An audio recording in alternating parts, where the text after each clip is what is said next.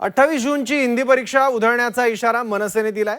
राज्य सरकारने हिंदी परीक्षा रद्द कराव्यात, अन्यथा जो तमाशा होईल त्याला सरकार जबाबदार असेल, असं मनसेचे संदीप देशपांडे यांनी म्हटलंय। यावर खासदार संजय राऊत आणि किशोरी पेडणेकर तसंच भाजपचे माध्यम प्रमुख नवनाथ बन यांचीही प्रतिक्रिया समोर आली आहे।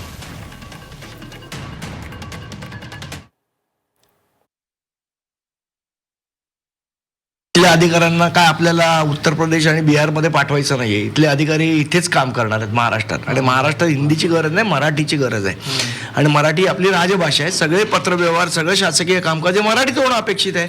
मग हिंदी भाषा कशाला शिकायला पाहिजे आणि त्यासाठी परीक्षा कशाला घ्यायला पाहिजे? त्यामुळे आमची विनंती आहे राज्य सरकारला की त्यांनी त्वरित ही परीक्षा रद्द करावी।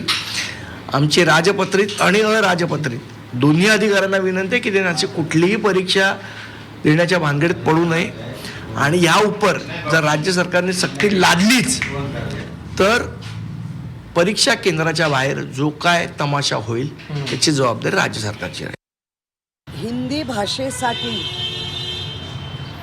एवढा पुळका काय येतो? म्हणजे मराठीची परीक्षा घ्या म्हटल्याबरोबर मग हिंदीची घ्या। म्हणजे तुम्ही या महाराष्ट्रात लोकांना शांततेने जगायला देणार आहात की नाही? हिंदीच्या परीक्षेचं गरज काय? आपण महाराष्ट्र आणि मुंबई सगळा कारभार मराठीत चालावा असं जर म्हणतोय, ज्याला हिंदी येत नाही त्यांनी वैयक्तिक क्लास लावावे। हिंदी भाषा सक्तीची ज्या डिपार्टमेंटने केली त्याला मला हे विचारावं लागेल।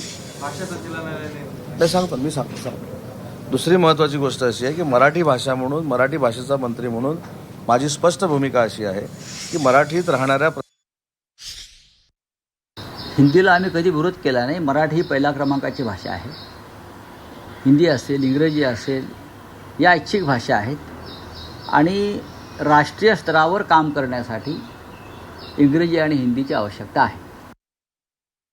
राष्ट्रीय पातळीवर काम करणाऱ्या अधिकाऱ्यांना हिंदी यावीच लागते, इंग्रजी यावीच लागते।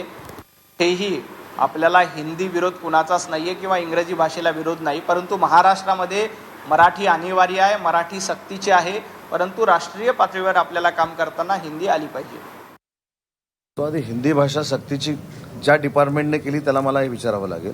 नाही सांगतो मी सांगतो। दुसरी महत्त्वाची गोष्ट अशी आहे की मराठी भाषा म्हणून, मराठी भाषेचा मंत्री म्हणून माझी स्पष्ट भूमिका अशी आहे की मराठीत राहणाऱ्या प्रत्येक माणसाला मराठी आली पाहिजे, याच्यामध्ये काही वावगं नाही। जर जिल्हाधिकारी होत असताना मराठीचा पेपर देऊन मराठी बोलता येतं म्हणून रुजू होत असेल तर मराठी माणूस म्हणून राहण्यासाठी काही फरक पडत नाही। महाराष्ट्रात राहणारा माणूस हा मराठी बोलला पाहिजे, ही आमची भूमिका आहे। आता भाषा संचालनालयाच्या मार्फत अशा पद्धतीची परीक्षा हिंदीची का घेतली जाते याची मी 100% माहिती घेईन।